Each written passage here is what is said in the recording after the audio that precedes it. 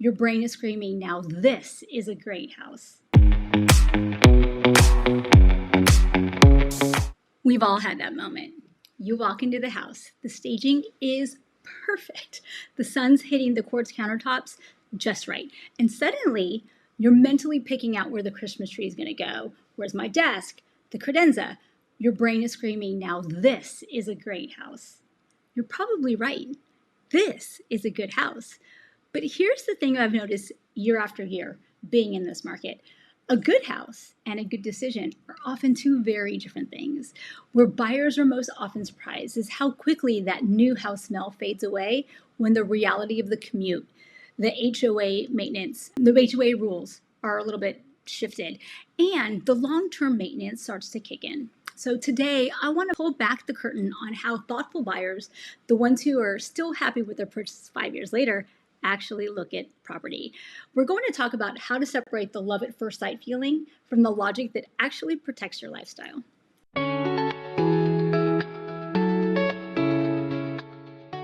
I see this pattern all the time. A buyer finds a home with a kitchen that looks like it belongs on HGTV, and it's located in a spot that adds 20 minutes to their daily life. In practice, this usually shows up as a trade-off that felt small in the showroom, but feels massive on a Tuesday morning commute.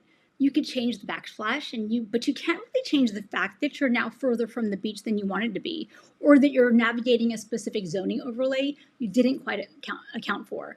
So when I talk about the good decision, I'm talking about ease. For a lot of my clients, that ease comes from a townhouse. They love the idea that when they go to the beach, they could just pack up and grab a towel and drive over there. They aren't worried about landscaping. They're not worried about exterior paint because the association handles all of that like mental overload. But for them, the townhouse isn't just a home. It's a decision to prioritize their time. Now, the good house has a big yard. The good decision is one that lets you actually enjoy your Saturday. And for them, it makes this a good decision.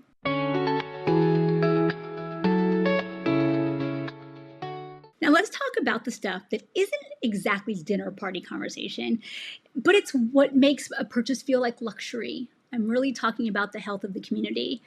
In our market, whether it's a gated community or an oceanfront high-rise, you're buying into an ecosystem. The good decision means that a good decision means looking at the health of that ecosystem.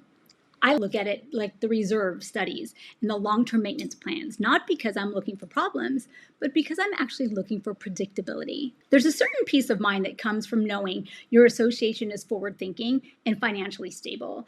It's the difference between wondering what's around the corner and knowing exactly how your community is going to be preserved. Luxury isn't just about the view. It's about the absence of surprises. And when the infrastructure is solid and the management is professional, you get to just live. Now that is the goal.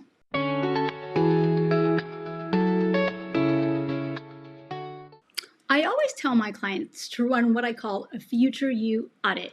It's easy to look at a house for who you are today, but a good decision looks at who you are becoming. In practice, this usually shows up when I talk about a family. You might find a good house with a stunning open concept loft.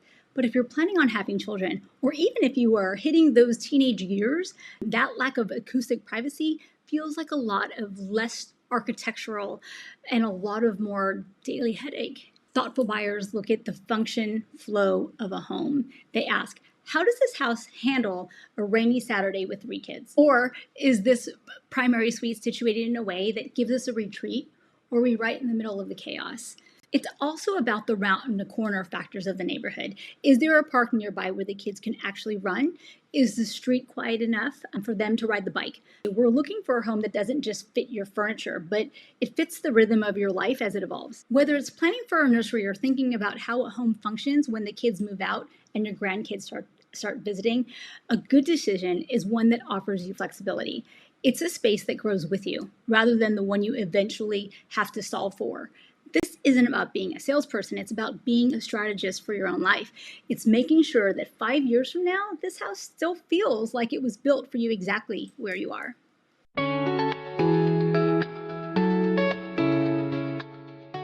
Now, buying a home is emotional, and it should be.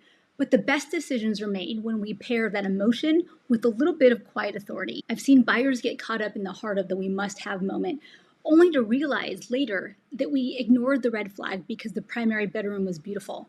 The job, is supposed to be the person who stands next to you and says the bathroom is great. Well, let's look at the HOA long term.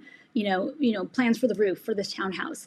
It's about having discipline to walk away from a good house if it doesn't check the boxes of the good decision. It's also about finding that sweet spot where your heart loves the space, but your head feels completely at ease with the logic behind it. So if you're starting to look at the Grand Strand and you want a partner who's going to help you find the balance, someone who's going to look at around the corner factors with you, I'd love to help. You can find more of these insights on my website, or you can grab a coffee and we can talk about what your good decision looks like. My goal is to make sure that when you finally turn the key in that lock, you aren't just happy, you're certain. I'm Lori Lee Mendieta with Century 21, the Harrelson Group. Let's find some clarity in this market together. Thanks for watching. I'll see you next time.